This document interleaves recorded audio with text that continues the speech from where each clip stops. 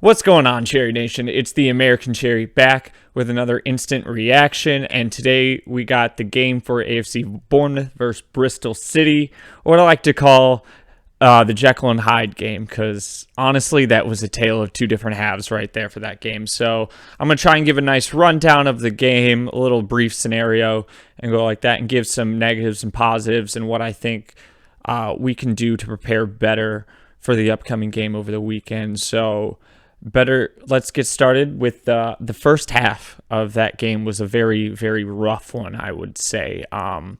Bristol City definitely came ready to play against us, and it's been tough seeing us like try and work and fall asleep kind of in the first half and beginning of games, and just trying to get worked in, because we got to know at this point that we're one of the favorites in this league to go back up. So every team's going to give it their all, and they're going to be working to grab at least a point from us, or trying to beat us at least. But it seemed like we weren't ready for that. Chris Mepham made a costly mistake around the 5-6 minute mark, and it's just his decision making. He panics when there's a little bit of pressure and everything, but it's okay, because he ended up turning around his game, and he made some very, very crucial saves and tackles later on in the game and everything. So once that happened at the 5th or 6th minute mark, it kind of like turned him on. It's like, all right, I got to get ready to go. I got to do this. I can't let the team down again, from the Cardiff game when he did have that error which then led to the goal. But after that point, I got to say he had a terrific game after that. So that was very, very well. Good to see there on that one. The passing, it was struggling. We were doing a lot of long balls because we weren't ready for Bristol City to sit back and kind of play on the counter against us and everything. So we were playing a lot of long balls, not a lot of high percentage passes and everything like that. So it was just very struggling to get completed, even to get the ball to work into the final third of the field. And when we did, we kind of struggled to get shots off or even take shots to begin with. So that was the thing. They were very timid at all that. So it just seemed like they were in their heads a bit, and that they were trying to do too much, and not make the error that caused something like that, or didn't go in that. So, I mean, that's a mentality thing. So it's a confidence issue. So that's something that will grow. Hopefully after this game, it'll grow and get better along with that one. Bristol City definitely possibly could have had a goal at least in that first half, because their style of play is very, very pretty in the eye, at least on me. They were doing a lot of short passes that were very breaking down the defense and everything, and it looked very, very good to me. But we held through. Begovic made a couple fantastic saves to keep us in that game and keep that clean sheet going. So he's been a nice revelation to have this season. Like 2 years ago when he was playing, he was making all those errors. Then I don't know what happened between then. Now, I don't know if it was loan spells away, but his confidence is back. He has looked fantastic in goals, and has probably been up there for one of our players of the season so far. So, he made a couple crucial saves in that first half, which kept us in the game. So I cannot applaud him more for that. There's one player, I'm going to save it to the end to talk about, but he made fantastic plays in the first half. The second half was a lot better, I have to say. They were, right from the whistle, they were way more aggressive. They were trying to work that ball in. They were pressing very high. They were pressing often, which sometimes they were pressing a little bit, and then they would kind of lax a little bit in that first half. But that second half, they were on. They put their foot on the pedal, and they were ready to go. So that was fantastic to see. They had a lot of good passing, a lot of defensive pressures and interceptions, tackles, all that were great to see. Lewis Cook had great passes, great vision, everything. He played fantastically back at that one in front of that back line there. His confidence and his play has been so much better this season, and it is absolutely amazing to see, because last year I don't know if it was his confidence or whatnot, but he was struggling, and he was struggling to get game time. And when he did get game time, he was not at what he was before that ACL injury, because before that injury, he was absolutely amazing out there. And you could see he was knocking on the door for an England call-up. So I hope that this style and his confidence will stay there, because he's been an absolute revelation since he's been back into that nice anchor role. So he had a fantastic game. And that second, he was a runner-up for man of the match for me. We only made one sub, I do believe, that I can right off the top of my head, which is a little bit bizarre, I would say. I wouldn't say bizarre, but it's kind of, when you're in this big chunk of games, just try and get some guys some rest and get in rotation and everything. So we'll see how that goes going forward and everything. So, I mean, that's going to go back to Tyndall doing whatever he has to do to get the 3 points, in which I'm absolutely fine with. Don't get me wrong. I'll take the 3 points each and every day. So it's just, I worry about their health, and especially like with Smith coming back from the injury, Lloyd Kelly being back from injury not that long ago, Stanislas, who did come off, it's all that. So you're working to see Kingy. Obviously, he's a match fitness, but it's kind of like working those minutes at a very high rate and at a short period of time. So we'll see what changes will be made over the weekend, if any. Dan Juma was a good sub. I think it was a little late, but I can't complain too much, because he had that goal. And it was a very well-worked goal, and it was fantastic to see on that one.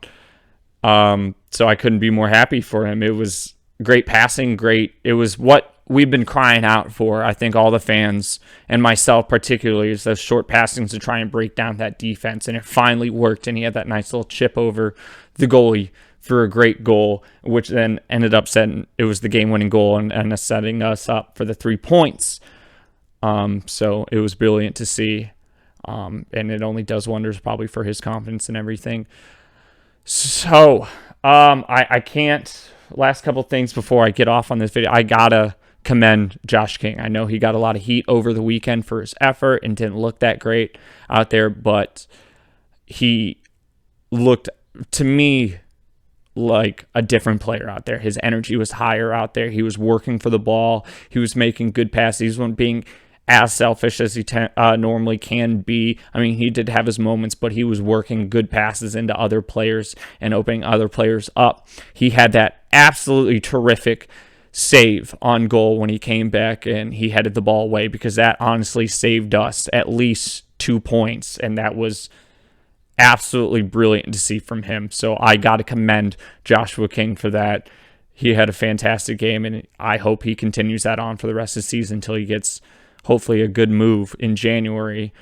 The man of the match, hands down for me, was Steve Cook. Like, he has been an absolute rock back on that defensive 3/5, whatever it is, going forward and back. But he hangs out. He does all the dirty work for that defense, and like that's the captain we need.